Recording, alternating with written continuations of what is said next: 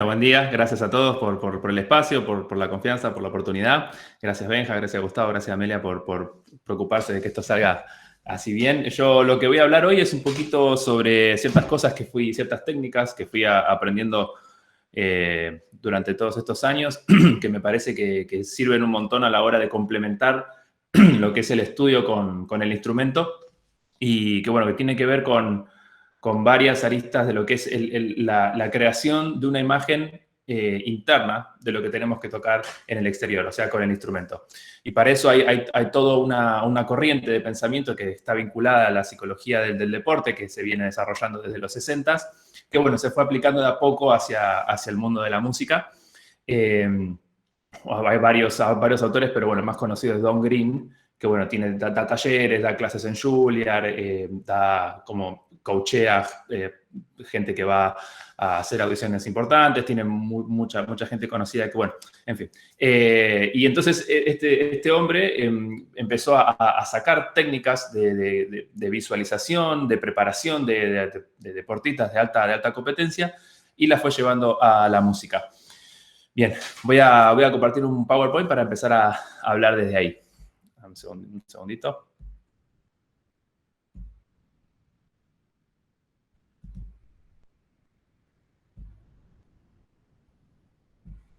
Bien. Bien, no sé si ya lo ven. El primer ítem es la práctica mental. La práctica mental va a ser, digamos, el ámbito, el marco de toda esta práctica paralela a la práctica con el instrumento, que tiene, como dice ahí, técnicas que complementan el estudio. Bueno, esto ya lo dije, pero bueno, básicamente es eso, es empezar a desarrollar una memoria kinética, una memoria o kinestésica, si quieren, interna, que es la que se va a reproducir después cuando uno agarra el instrumento. Bueno, vamos a empezar un poco a grandes rasgos. Obviamente, esto es de leer, de investigar, de estudiar, de lo que dice, cómo está dividido los hemisferios del cerebro. Básicamente, bueno, todos conocemos más o menos las partes del cerebro. El izquierdo está asociado a todo lo que es las palabras, los números, el análisis, el cálculo, el diálogo interno, todo lo que es resolver problemas apelando a conocimiento que ya tenemos. O sea, tenemos un problema en el exterior, entonces vemos de qué forma lo podemos resolver. Esto tiene su correlato en lo que es el instrumento y a la hora de rendir, ¿no? Un concurso, una audición, lo que sea. Entonces, el hemisferio izquierdo es lo analítico. Tenemos un problema, veo cómo resolverlo. El derecho, está asociado más a lo que es la creación, la creación en todo sentido, digamos, la imaginación, las sensaciones, todo lo que tiene que ver con lo tímbrico, todo lo que tiene que ver con las emociones, con las memorias de construcciones más grandes. O sea, por ejemplo, si yo tengo que recordar cómo saltar, digamos, ese salto en largo que hacen entonces ya el cuerpo está predispuesto de una forma tal que apela al hemisferio derecho y uno puede no pensar y simplemente saltar. Eso es un poco la lógica que vamos a seguir con el instrumento. Cuando ya tengo una imagen construida lo suficientemente clara en mi cabeza, en mi cerebro, simplemente el paso con el instrumento es simplemente ir y tocar. Así que bueno, todo el hemisferio derecho guarda esa clase de memorias, esa clase de imágenes, y son a las que vamos a apelar cuando tengamos que rendir algo, que es lo que genera ese automatismo donde uno no tiene que analizar, sino simplemente ir y tocar. Bien, para que vean un poco la influencia que tiene esta cuestión digamos, neurofisiológica, vamos a hablar un poco de la posición de los ojos. Ustedes saben que el ojo es una extensión del cerebro, es la única parte visible del cerebro. Entonces, en algún punto es parte del cerebro, por lo tanto, tiene un correlato muy grande a la hora de influir en nuestra actitud general. Por ejemplo, se sabe que hacia la izquierda, son todas construcciones que uno hace, digamos, ahí está a mi izquierda, que uno va creando. Y hacia la derecha son todo lo que tiene que ver con recuerdos. Para arriba tiene todo lo que ver con lo visual. Esto ya es de programación neurolingüística, no es 100% científico, pero tiene mucha aplicabilidad. O sea, a la hora del rigor científico uno puede debatir, pero a la hora de lo que es la experiencia directa sirve un montón. Todo lo que es visual está hacia arriba, por eso, por ejemplo, si yo les digo que tienen que imaginar una puerta púrpura, enseguida uno va a tratar de construir o de recordarse que tiene una puerta púrpura. Sino que les pide que imaginemos, no sé, cómo sería mi voz con la voz de Pato Lucas. Entonces vamos a intentar imaginar mirando para allá. Bueno, toda esa clase de posición de los ojos tiene que ver con un tipo de actividad distinguida. Por eso lo ideal es hacia abajo y hacia la izquierda, o sea, que tengamos la vista a la hora de tocar. Si nosotros estamos por tocar y miramos para arriba, enseguida vamos a apelar a todo lo que es la parte visual del cerebro y van a empezar a aparecer pensamientos que no van a ayudar a esta cosa de simplemente ir y tocar, que es un poco lo que siempre sentimos que tenemos que hacer, tipo, cuando tenemos ese día donde decir, no sé si me va a salir ese pasaje, pero de repente va y sale. Porque, no sé, el cuerpo simplemente lo sabía cómo hacerlo, lo supo resolver. Esa clase no es suerte, no es un buen día, sino que tiene que ver con cierta construcción que estuvo bien programada en el cerebro y que simplemente accedimos a través de esta memoria kinestésica. Por eso, abajo hacia la izquierda, a la hora de tocar, nunca sabemos para dónde mirar. Si miramos abajo hacia la izquierda, vamos a poder estar como más centrados, más concentrados, en acceder simplemente a la sensación física a la que tenemos que apelar para tocar. O sea, nosotros sabemos exactamente cuándo hay un pasaje que ya lo tenemos seguro y simplemente podemos ir y tocar. Eso es un poco a lo que me refiero acá. Bien, sigo. Otra herramienta que justamente se desprende de esto es la visualización. La visualización es una imaginación, digamos, exploratoria kinética. ¿Qué quiere decir esto? O kinestésica, la verdad que no sé bien cómo es la traducción. Es básicamente sentir con el mayor nivel de detalle posible un movimiento que tengo que hacer. Por ejemplo, estoy tocando, no sé, el concierto de Mozart, sol, mi, fa, la, sol, fa, mi, mi. Entonces trato de sentir exactamente desde todo ángulo posible el detalle de lo que tengo que resolver. Ok, empezó mi, fa, la, el fa, la. Esto a veces a mí siempre me costó, entonces trato de ir como desmenuzando a nivel sensaciones eso y voy creando mi ideal. O sea, cómo sería idealmente ese pasaje bien tocado, con buen sonido, con buena predisposición física, relajado. Entonces trato de crear internamente, a través de visualizando, esa imagen perfecta de lo que quiero que suene. Bien, pero esto es como digamos, el ejercicio de la visualización. Pero antes tengo que tener este trabajo del hemisferio izquierdo, que es entender una partitura. Y esto es súper importante para todos los que somos profes también, desde mi experiencia. Es importante, bueno, yo hablando del proyecto de orquestas infantiles, que es donde trabajé, donde me inicié, es importante que los chicos aprendan a solfear. Aprendan a solfear, sino que tengan bien clara la parte solfeada. Y esto pasa con los intermedios y nos pasa a nosotros también, que ya estamos en otra instancia tal vez un poco más profesional. Solfear claramente una partitura hace que empezamos a que podamos tenerla mucho más clara mentalmente. Esto parece obvio, pero no lo es tanto. Y lo mismo pasa con las articulaciones. Tuve un maestro que me decía, en un concurso, en una audición, un error de articulación es igual a un error de nota, porque están todos los jueces buscando el detalle con 100%, entonces están viendo, ok, esta ligadura no la hizo. Bien, entonces tenemos que prestarle la misma atención a la articulación que al solfeo. Y lo mismo pasa con los matices. O sea, idealmente, uno cuando ya realmente conoce la parte, si quiere, puede transcribirla, así de memoria. Sol, mi, fa, la, sol. Creo que el sol, mi, fa, la, sol, fa, mi, mi, de acá todos podemos transcribir, ¿no? O sea, con los matices, con la ligadura, con lo que sea. Bien, y después, una vez que tenemos eso, tenemos que empezar a visualizar las posturas, las tensiones, dónde es que, por ejemplo, yo tiendo antes de tocar a levantar demasiado los dedos, entonces eso es tratar de controlarlo y visualizar que simplemente toco desde ahí. Todo es una especie de reeducación a través de la visualización, que lo que va a hacer es que cuando lleguemos al instrumento ya tengamos todas esas cuestiones resueltas. Bien.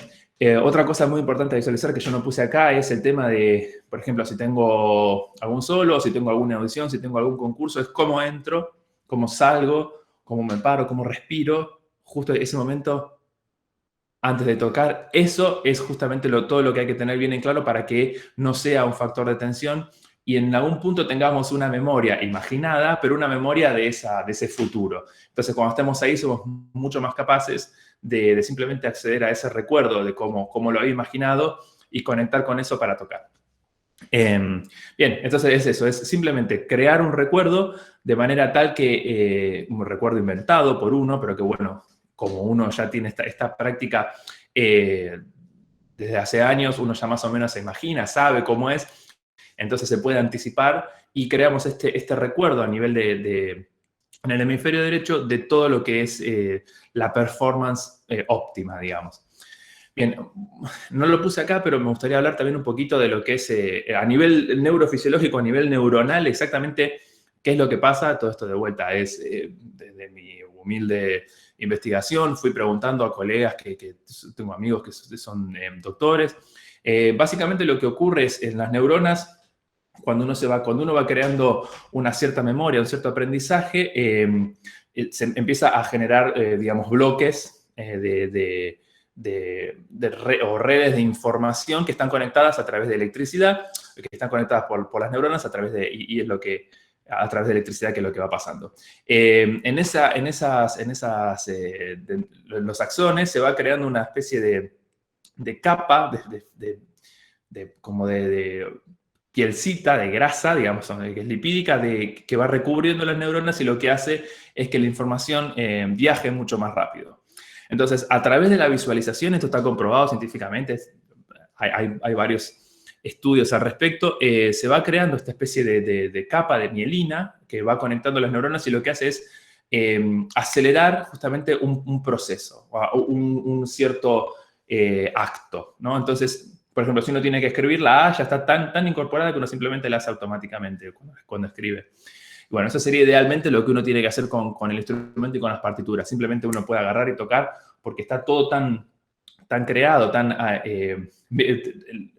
los bloques están tan sólidos a nivel mielínico, si se quiere, que podemos simplemente acceder a ellos casi automáticamente. Bueno, sigo.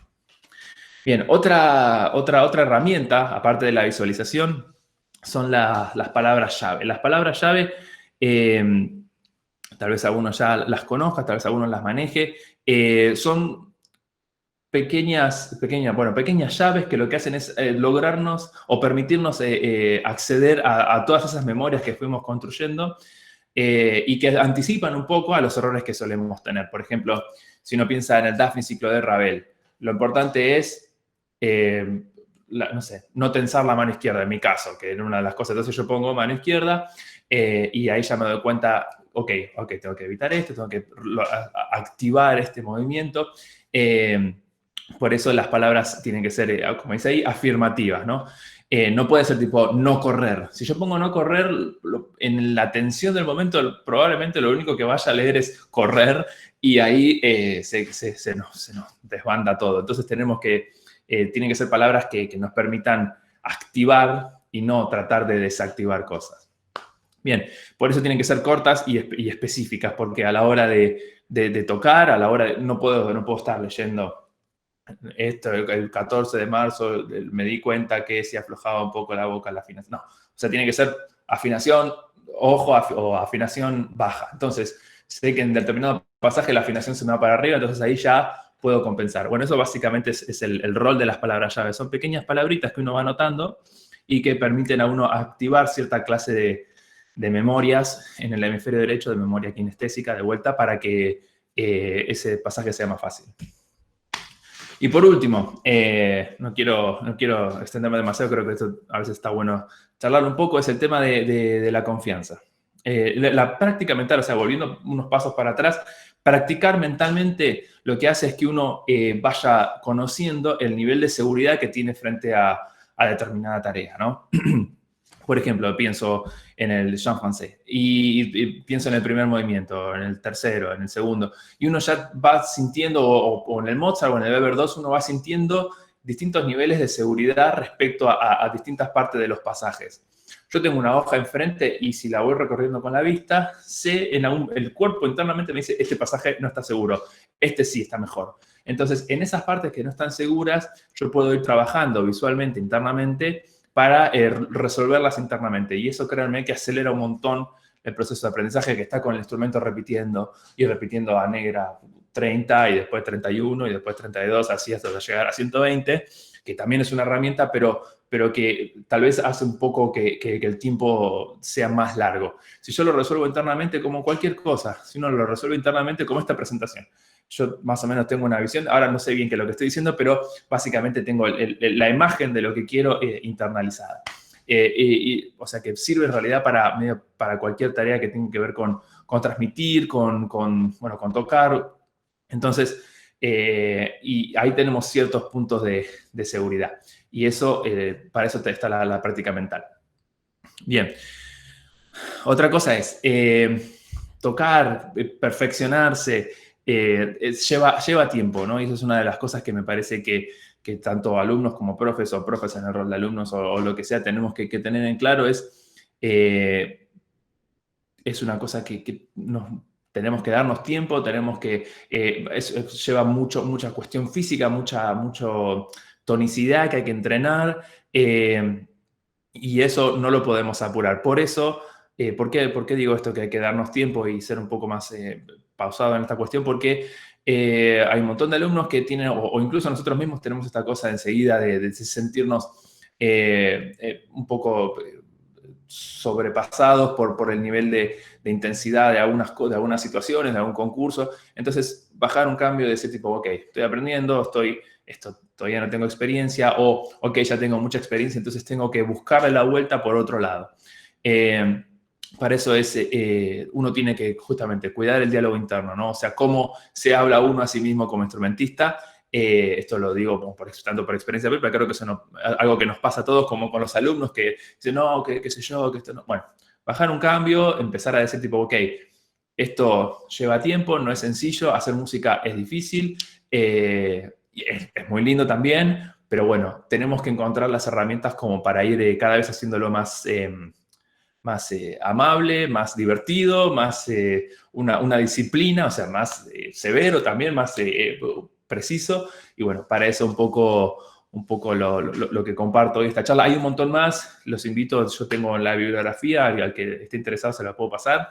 Hay un montón de libros que hablan sobre distintas técnicas, algunas sirven más, otras tal vez un poco menos, eso depende de cada uno, porque digamos, en esto de crear la confianza en uno mismo, uno también tiene que empezar a probar distintas técnicas que le permitan a uno asegurarse a la hora de estar parado en el atril tocando, sentado con el profesor o en una audición, tener esa seguridad de que uno está brindando lo mejor que puede en ese momento. Que eso es un poco lo mejor que podemos hacer.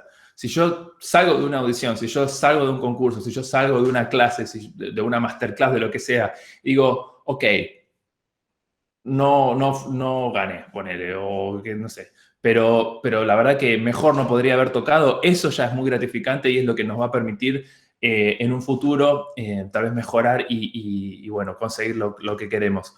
Pero bueno, es importante esto, de vuelta, ir un paso hacia atrás, no pensar que es una gran selva, sino que es una especie de construcción con uno mismo de algo que es lindo de hacer, que es la música. Así que, bueno, no sé si hay preguntas, si quieren que charlemos un poco. Estas básicamente algunas de las herramientas que quería transmitirles hoy para empezar a trabajar esto que es la práctica mental. ¿Hay alguna pregunta ahí, Tato? Guadalupe pregunta, ¿qué sería resolver internamente, aparte de solfear? ¿Es algo más? Resolver internamente es tener la seguridad o la capacidad de imaginar como si fuera una especie de película exactamente el pasaje bien tocado. Y eso es ir construyéndolo de a poco. O sea, yo puedo sentarme y escuchar internamente el sonido ideal de lo que tengo que tocar. Entonces, eso es básicamente resolver internamente. Entonces, cuando yo agarro el instrumento, bueno, van a aparecer otro montón de cosas porque tocar el instrumento implica una segunda instancia que bueno, genera sus propios problemas. Pero si yo lo tengo internamente claro y puedo escuchar todo lo que tengo que tocar y sentirlo internamente como que no hay dificultad, porque yo puedo imaginarlo perfectamente sin tener esta sensación de que en algún punto estoy inseguro, eso es resolver internamente un pasaje. No sé si es claro. Y ahora te hago una pregunta yo con respecto a eso. que me parece bien, pero lo pienso en función de un alumno. A mí me ha pasado mucho hoy por hoy con los medios que tenemos. Un alumno que empieza o que tiene un nivel medio puede estar escuchando a Martín Frost todo el día. Ujú, Y ponerse eso como ideal, que está lejísimos de ujú. donde está él. Entonces, ¿cómo manejar esa frustración? Es que justamente, digamos, yo puedo recrear, no sé, la versión de Frost, de Carbonare, de quien sea internamente, pero de ahí a sentir físicamente cómo sería, ahí está la cuestión. O sea, hacer el correlato entre la sensación física, por eso digo que es una cosa kinestésica, corporal, sentir, como, viste, cuando uno se imagina, uno siente esa especie de electricidad en los dedos, imaginen que están tocando un la. Esa tensión del la, todo eso se puede llegar uno lo puede, creo que en este momento si estamos imaginando que hacemos un la, sentimos la tensión en el dedo de lo que es tocar un la. Esa sensación, claro, sí hay que imaginarse los dedos, ahí vi la pregunta, exactamente, los dedos, todo, el aire, la sensación, o sea, es sentir físicamente que uno ya está tocando el pasaje sin el instrumento. O sea, no es solo tener la referencia auditiva, No, es el es tener la correlato sensación físico. total. Es la sensación total y eso, por eso es mucho trabajo también. Pero que adelanta un montón lo que es después agarro el instrumento y simplemente tengo que corregir tal vez un poquito, pero la sensación física ya está. Entonces eso es una cosa que se va construyendo y que, por ejemplo, en los pasajes que a veces no nos salen, es porque o los estamos apurando o los estamos tocando demasiado lento. Eso lo vamos moldeando, lo que se llama modelar también internamente. Pero para que no se frustre por no tocar como Martin Frost, se tiene que dar cuenta que si no puede sentir que tiene los rollers en los pies y que está andando por su casa tocando, todavía no va a poder. Entonces tiene que establecer su propia referencia. Y eso es tipo, bueno, ok, si yo quiero tocar quiero el staccato de Nidic en el disco del segundo concierto de Weber que hace todos los seisillos con staccato. Y no puedo, porque no sé cómo hacer. Pero en cambio, sí puedo empezar a sentir que puedo dominar los dedos, que tengo ese pasaje. Entonces ya ahí lo puedo ir imaginando, incluso sin mover los dedos. A eso me refiero, un correlato físico de un sonido ideal. Bien. Y me pareció también súper interesante lo de las palabras afirmativas, positivas Llave. que decías, ¿no? Sí. Las palabras llave, pero positivas, ¿no? Claro. Hace poco me pasaron una tesis de una profesora que se llama, creo que es Gabriela Conti, que habla del correlato entre el miedo al escenario y las experiencias que ha tenido la gente con sus maestros. Cómo a veces el que uno le diga no al alumno, no, así no, genera un encorsetamiento y un miedo en lugar de haber tomado lo positivo que tenía y construir de ahí, ¿no? Me parece súper interesante eso, las palabras, el peso que tienen las palabras, ¿no? Totalmente, porque, digamos, de vuelta, dentro de esta teoría, dentro de este campo de conocimiento, se dice que el subconsciente no conoce lo que es la negación, no conoce el no. Por lo tanto, siempre va a tomar la palabra y por eso digo, si uno escribe no correr, lo que vas a leer es correr y decís, acá corro. Entonces me tensiono, se genera esta especie de ansiedad, esta especie de, los nervios, esta energía que sobra, que es un poco lo que hace que uno se vaya de centro, ¿viste? Lo importante es eso, el centro es el lugar dentro de uno mismo donde se puede acceder claramente y fácilmente a todos los recuerdos que uno tiene de lo que estudió, de esa sensación física, de ese correlato físico. Es un poco abstracto, pero a la vez no, uno creo que, no sé si acá todos, dígame si no, pero creo que podemos sentir internamente un poco de esto de lo que estamos hablando ahora.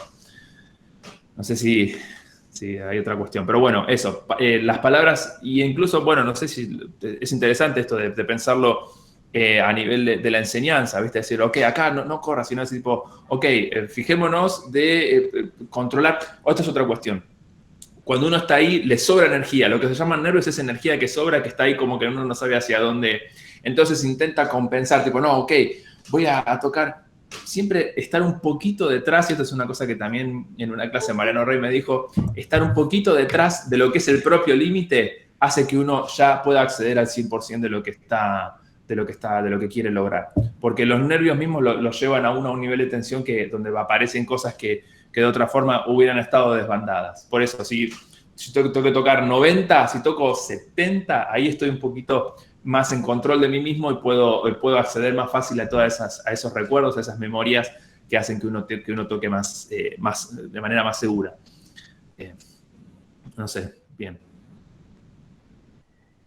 A mí también me pareció muy interesante lo de las palabras afirmativas, ¿no? Y cómo genera algo que va más rápido también que la negación, decías antes. Otra de las preguntas que estaban era cómo se puede cuidar el diálogo interno.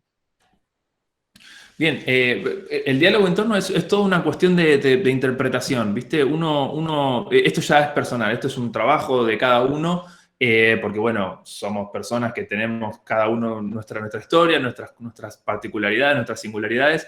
Lo importante es saber que tenemos que darnos tiempo para aprender ciertas cosas y que a veces pensamos que estamos mucho más avanzados de lo que realmente estábamos. A veces, incluso estando ya a un nivel, qué sé yo, muy alto, podemos tener una masterclass donde la persona dice, tipo, no, acá no pasa nada. Yo me acuerdo una vuelta, tenía que tocar Stravinsky y las 3 piezas y un maestro me dijo, y estás corriendo todo. Y yo dije, ¿cómo que estoy corriendo? Si yo estaba tranquilo y seguro. Entonces, toda esa clase de cosas, tipo, bueno, ok, esto es una oportunidad. Cada error, cada cuestión que no sale es una oportunidad para replantear un poco el paradigma de cómo piensa uno las cosas, de cómo uno se concibe a sí mismo. Porque a veces uno puede no estar de acuerdo, decir, no, yo me siento seguro con lo que estoy haciendo, me da resultado. O sea, empezar a ver qué acepta uno y qué no de sí mismo y de los demás. Empezar a ver exactamente que no todo lo que recibe es cierto, no todo lo que uno dice es cierto, y eso es empezar a relativizar un poco, y ahí se va cuidando esta cosa de qué es verdad para mí, qué es lo que yo quiero. Eso es un poco, a menos desde mi interpretación, el diálogo interno. Tal vez ustedes tengan otra interpretación basada en sus propias experiencias, pero básicamente es eso, es no darse con un caño, bajar un cambio y darse tiempo. No sé. Sí, por lo que decía recién, también hay algo en eso de la construcción del propio criterio, ¿no? De ir formando un criterio de uno mismo como para evaluar algunas cosas. Sí, total. Y para eso está... Bueno, todo eso ya tiene que ver un poco también con el hemisferio izquierdo, ¿no? Con toda esta cuestión del análisis. Tengo que estudiar historia, tengo que estudiar otras artes, tengo que salir tengo que hacer, no sé, ejercicio, o sea, empezar la música no es algo que uno hace, sino que es una forma de vida. Por lo tanto, todo lo que uno hace alrededor de la música en algún punto está vinculado.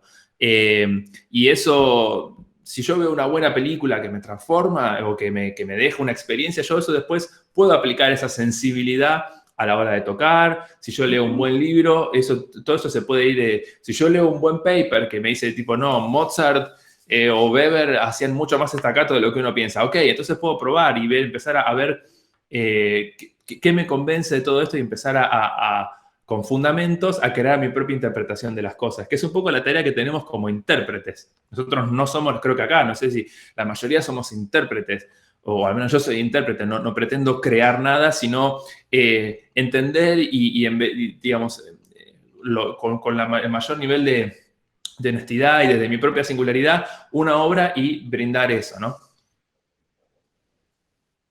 Por eso, perdón, por eso lo del diálogo interno. El diálogo interno tiene que ver con esto, como uno lo que está haciendo como intérprete es crear su propia interpretación de las cosas, que al fin y al cabo es la que tenemos. Entonces, ¿contra quién? ¿Qué tenemos? ¿Peleando, quijoteando contra Martin Frost, contra Carbonari, No, nosotros estamos creando nuestro propio lenguaje, nuestra propia set de herramientas como intérpretes. Entonces, cuando nosotros agarramos el clarinete, o el saxo, que hay una foto, o lo que sea, sabemos exactamente que estamos apelando a nuestros propios conocimientos y no a lo que otro hace. Porque así como, no sé, si fuéramos escritores, ninguno podría escribir como Borges, porque Borges escribe como Borges. Uno tiene que empezar a encontrar su propia voz dentro de las interpretaciones. No, me acordaba de una frase de Paulo Freire, ¿no? Que decía que hay que enseñarle a la gente a leer para que encuentre su propia voz. No es leer y escribir para leer a otros, sino para encontrar la voz propia. Está bueno pensar en la música también. Estábamos leyendo acá en el chat que Guadalupe pregunta si también hay que imaginarse los dedos. Sí, ¿no? sí, Creo que ahí, venía. sí, cuando hablamos del sonido de Alci dijimos que hay que imaginarse todo, desde la respiración hasta los dedos, hasta todo conectado, que eso es importante, ¿no? O sea, yo cuando tengo que imaginarme que tengo que rendir una audición hago esto, imagino cómo entro, imagino la distancia que hay si es que conozco el escenario desde el costado hasta el atril, me imagino poniendo las partituras, los nervios, la tensión, el eco de mis pasos en la sala, todo. Entonces me imagino agarrando el instrumento. Y tengo que tocar, ponerle, no sé, Mendelssohn, el Scherzo, y siento, digo, ok, como estoy, o no, estoy demasiado, como recién, estoy demasiado acelerado, voy un poquito más despacio.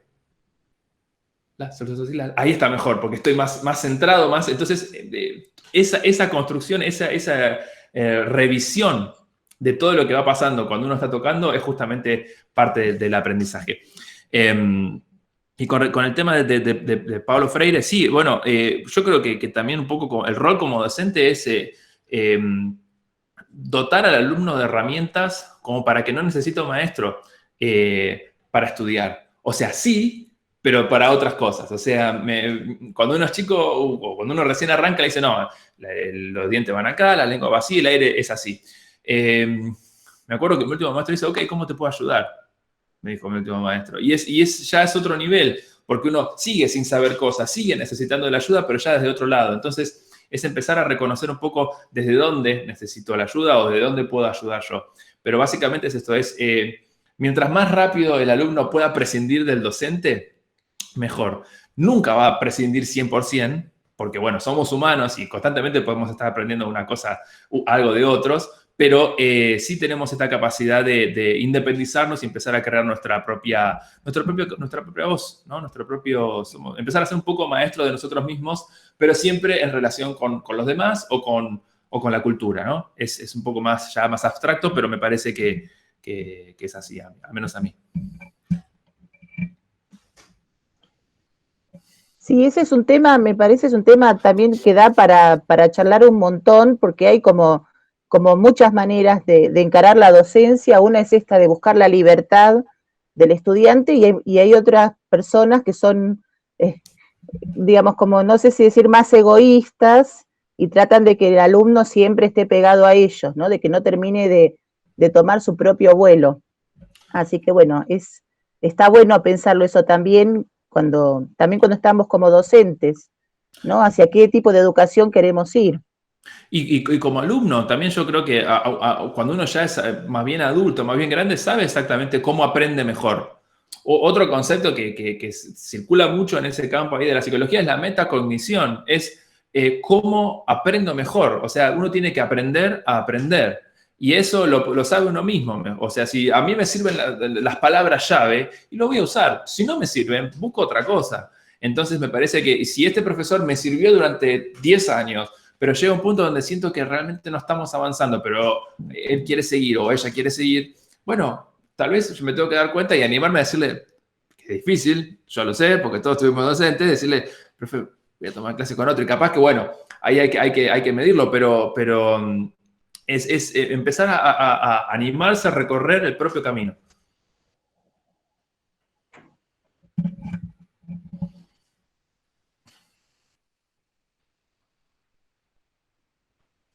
Estaba acá justo escribiendo una pregunta, pero más vale la hago directamente.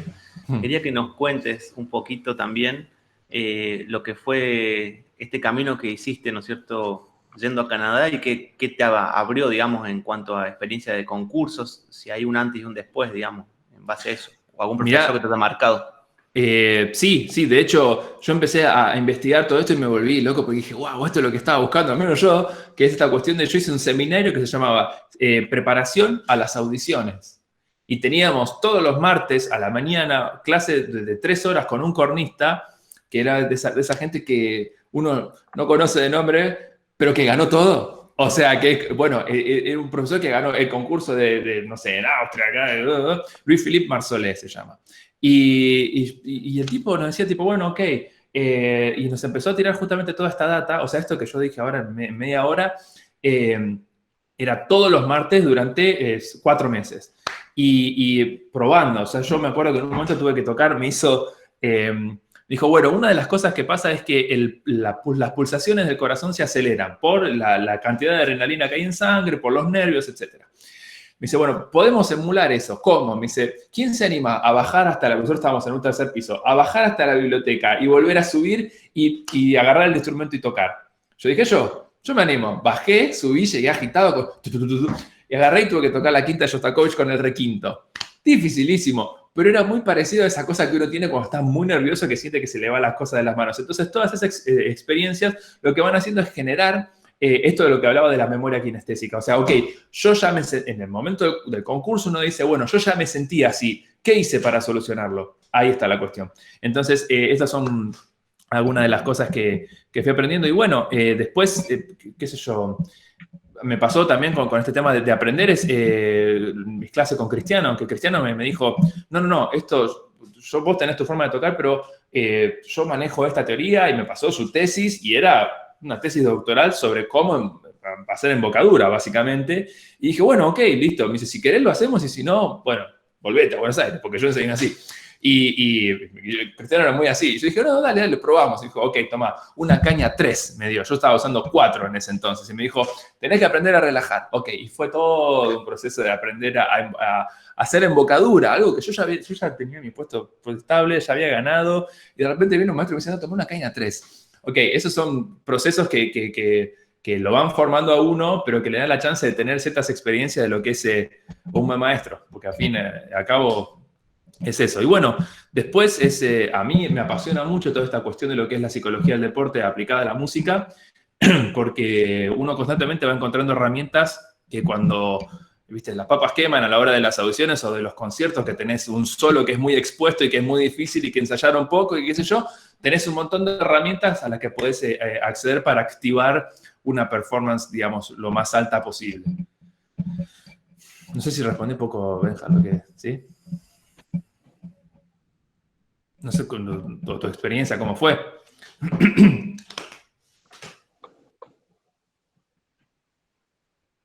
Gracias, Tato. Tremendo.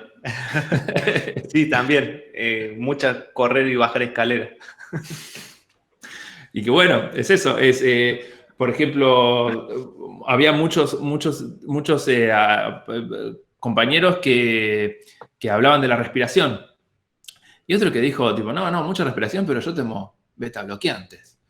Sí, fue todo un debate de si era ético o no tomar beta bloqueantes, que lo que hacen los beta bloqueantes, justamente como hablamos de esto de la activación neurofisiológica, lo que hace cuando uno está tenso, uno activa un sistema que es de luchar o de volar, se dice fight or flight.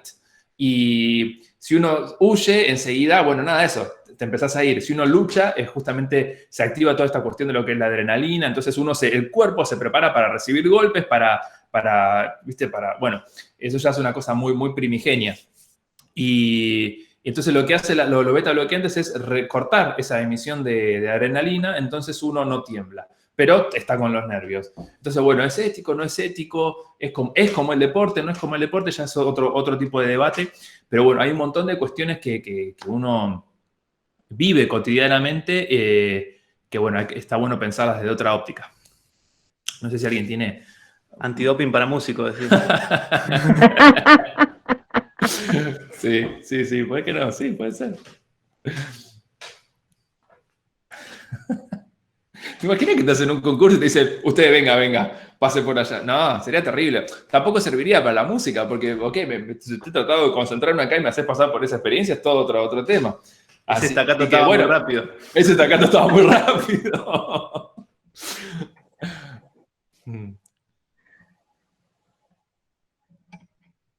No sé, ¿fue claro? No sé si...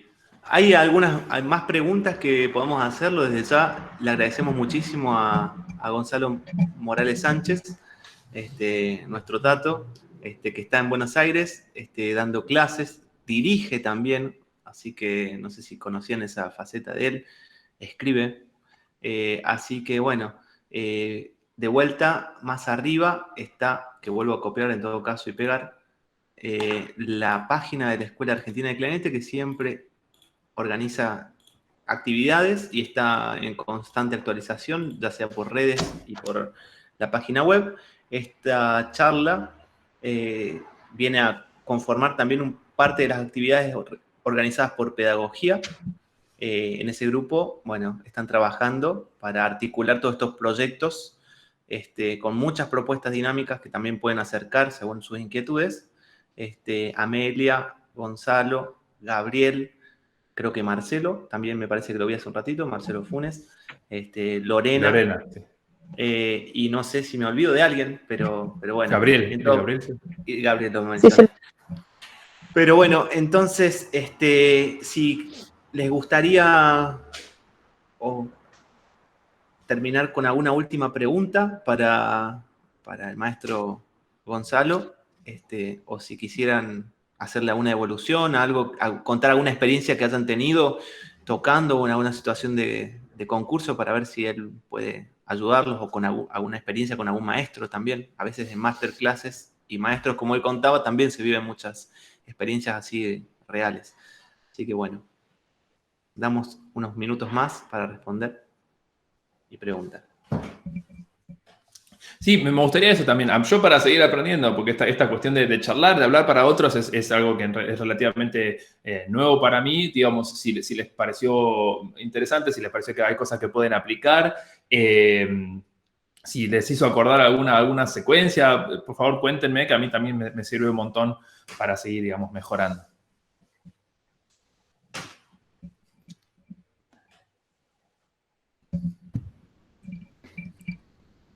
Bueno, si no se animan, también está bien. ¿Puedo hacer una pregunta? ¿Qué tal, Tato? Hola, Lore, ¿cómo estás? ¿Qué importancia tiene para vos el tocar o ensayar de memoria? O sea, no sé si nos podés dar, a los que estamos muy pendientes de la partitura, algún tips como para empezar a soltarnos. Sí, totalmente. Yo creo que para mí el tema de partitura sí, partitura no, está en cada uno, pero básicamente me parece que cuando uno estudia la partitura visualizando, es medio difícil que no te la aprendas de memoria. Porque imagínate que uno está con cada uno de los compases visualizándolo internamente, y es medio difícil que después el cuerpo incluso no se lo sepa de memoria. Incluso uno puede sentir que no se lo sabe, pero a la hora de tocar, sí, me lo sé. Eso pasa muy seguido. Yo soy uno de los que está muy pendiente de la partitura, pero en algún punto, cuando uno ya la internalizó, medio que no sabe cuándo está siguiendo la partitura. No sé si a uno de los si hay gente acá que habla inglés, cuando uno está viendo una película en inglés, no sabe realmente si está leyendo los subtítulos o escuchando lo que se está diciendo. En ese no saber es justamente lo mismo que pasa con la partitura. En algún momento no sé si estoy leyendo o si estoy tocando de memoria. Eso es un poco lo que tenemos que lograr. Entonces, si me sacan la partitura, puedo seguir. Y si alguien me dice, tipo, no, ojo ahí, entonces puedo volver a la partitura. Si el director me dice, ojo ahí, que era ahí en no sé qué. Entonces, esta independencia es un poco lo que va logrando la visualización, al menos en mi experiencia. A veces pasa que uno le manda la partitura el día anterior de un ensayo, y tenés 3 solos, o tenés una parte que es muy difícil. Entonces, personalmente lo que hago, y esto es en serio, no toco. La trato de aprender solfeando lo más posible, lo pruebo hacia el final. Cuando ya siento que más o menos me sé la partitura, la reconozco, ahí recién pruebo tocar, porque si arranco tocando voy a tardar el doble. Entonces, ahí está la independencia de la partitura y a la vez, o sea, la interdependencia, no sé cómo decirlo, la independencia media de la partitura. Si yo la solfeo y la conozco, uno puede llegar a prescindir de la partitura. A veces más de lo que uno cree. Por eso es una cuestión de ir probando. A ver, no sé si te respondí, Lore, si coincidí. Vaya. Ahí Guadalupe estaba preguntando, me parece que justamente es lo que estabas comentando, ¿cómo se aplica esto con la lectura a primera vista en un concurso? No, es que para mí la lectura a primera vista es algo que tiene que practicarse un poco aparte. O sea, la lectura a primera vista tiene que ver con el desarrollo también un poco del oído interno. Si yo puedo visualizar rápido, yo puedo internalizar rápido, voy de vuelta. A medida que uno practica la visualización, se vuelve mejor en la visualización. O sea, uno puede visualizar cosas más rápido, entonces puedo resolver cosas más rápido. Si yo tengo un pasaje que me dice, ok, tenés 3 minutos, entonces yo no voy a estar tocando, sino que la voy a estar leyendo. Leo y trato de visualizar internamente cómo es ese pasaje, trato de escucharlo, trato de desmenuzarlo lo más posible para poder tocarlo. Entonces, ahí la lectura a primera vista es más que lectura, es aprendizaje. Me estoy aprendiendo lo más rápido posible ¿vieron como, por ejemplo, como hacen los jugadores de ajedrez? Los jugadores de ajedrez pueden ver, hay varios pruebas de esto. Pueden ver un tablero con las fichas dispuestas de determinada forma, 5 segundos y saben y se la acuerdan exactamente cómo era. Entonces, eso es un poco también lo que nos puede pasar a nosotros. Cuando uno está muy ducho ya, tiene muy en claro esta cuestión de leer a primera vista, puedo aprender imaginando, que es un poco la cuestión de que estoy hablando. Entonces, la lectura a primera vista es el estudio a primera vista. No estoy leyendo, estoy estudiando a medida que voy leyendo lo que tengo que tocar. Eso es un poco un pasito más de simplemente lectura, que es un poco, digamos, lo que hasta ahora venimos manejando. Una vez más, cuando yo visualizo, voy creando una sensación física de lo que tengo que tocar. Y a eso es a lo que voy, a eso apelo cuando tengo que tocar. Entonces ya no es tanto lectura, es aprendizaje a primera vista. Bueno, muy interesante el concepto, buenísimo. Acá Nahuel Pesotti dice, la semana pasada participé en una masterclass y resultó que no estaba tocando tan bien como yo creía, pero sí lo mejor que podía, como decías recién. Uh-huh. Bueno, hace ese comentario, nos comparte eso. Genial, genial. Entonces, creo que todos conocemos esa sensación de haber tocado lo mejor que pudimos, por más que, bueno, no fuera... Pero bueno, y paciencia. Ya la próxima masterclass, sabiendo que uno tuvo una masterclass exitosa, porque, digamos, pensemos por lo positivo. Lo bueno es que tuve una buena masterclass. O sea, yo pude tocar como puedo tocar en la masterclass. Eso es muy positivo. Tal vez no toqué como Martin Frost en la masterclass, no es tan positivo como decir, ok, la verdad es que todo lo que aprendí en mi casa lo pude tocar en la masterclass. Y eso, a medida que pasan los años, es un boleto de oro, no sé cómo decirlo, porque si yo puedo tocar en una audición como toco en casa, me va a ir bien, con suerte. O sea, es un poco eso a lo que tenemos que aspirar, creo yo.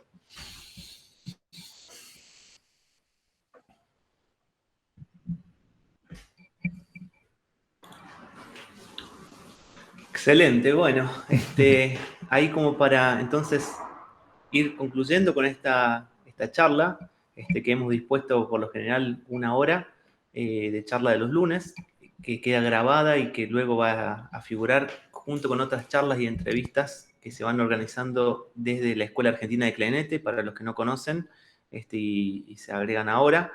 Siempre hay lugar para colaboración, para trabajar paralelamente con nosotros, con los expositores, con los entrevistados, con todos, y necesitamos siempre un poquito de ayuda. Estamos terminando el año con las últimas actividades, tal vez para este 2020, pero con un montón de cosas en camino.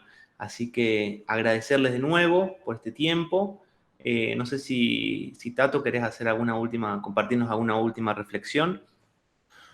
No, me parece que está bueno que nos mantengamos en contacto con la escuela, que es algo, me parece, creo que una de las mejores ideas que hubo en esta cuarentena, que fue crear justamente, nuclearnos a todos desde todo el país y empezar a compartir experiencias, a compartir, no sé, data que uno tiene, porque yo no recuerdo, tampoco sé otros instrumentos que lo hagan, y me parece que realmente tenemos que aprovecharlo y potenciarlo lo más posible, porque ya nos va a quedar, y esto me parece que es súper valioso. Por eso te agradezco, Benja, por la organización, a Gustavo, a Amelia, a Gabriel, Lorena, a Marcelo, todos los que estamos, no quiero nombrar a todos, no quiero olvidar a nadie, pero me parece que esto es súper, súper valioso y que ya va quedando. Tenemos que crear nuestra propia biblioteca, tenemos que conocer a nuestros maestros, tenemos que conocer a nuestros alumnos, tenemos que conocer qué es lo que pasa en otras provincias, y para eso es súper importante que sigamos en contacto. Así que, bueno, nada, gracias a ustedes por la oportunidad, por la confianza, y bueno, estamos dispuestos, estamos en contacto por si quieren seguir charlando.